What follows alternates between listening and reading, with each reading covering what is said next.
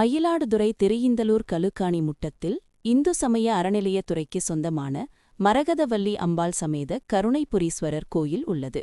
குலோத்துங்க சோழன் தனது ஆட்சியில் 12ஆம் ஆண்டின் ஞாபகச் சின்னமாக இவ்வூரில் தங்கியிருந்து புதுப்பித்து இக்கோயிலை கட்டியதாகவும், வைஷ்ணவி தேவி பூஜை செய்த திருத்தலம் என்பதால் இங்குள்ள அம்பிகைக்கு திருமேனியில் வைஷ்ணவியின் சுரூபம் சங்க சக்கரத்துடன் காட்சியளிப்பதாகவும் புராண வரலாறு கூறுகிறது. பிரசித்தி பெற்ற இக்கோயிலில் கும்பாபிஷேகம் செய்ய முடிவு செய்யப்பட்டு திருப்பணி வேலைகள் நடந்து வந்தது. திருப்பணிகள் நிறைவடைந்ததை முன்னிட்டு இன்று காலை கும்பாபிஷேகம் நடந்தது.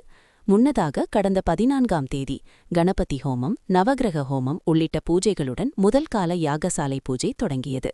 அதன் பின்னர் இரண்டாம் மற்றும் 3ஆம் கால யாகசாலை பூஜை நடைபெற்று வந்த நிலையில் கும்பாபிஷேக விழாவான இன்று காலை 4ஆம் கால யாகசாலை பூஜை நிறைவடைந்து பூர்ணாகதி நடைபெற்றது. யாகசாலையில் இருந்து பூஜிக்கப்பட்ட புனித நீர் அடங்கிய கடங்கள் புறப்பாடாகி கோயில் பிரகாரத்தை சுற்றி வலம் வந்தது. கோபுர கலசத்தை அடைந்தது. தொடர்ந்து சிவாச்சாரியார்கள் வேத மந்திரங்கள் ஓதி விமான கலசங்களில் புனித நீரூற்றி கும்பாபிஷேகம் நடைபெற்றது.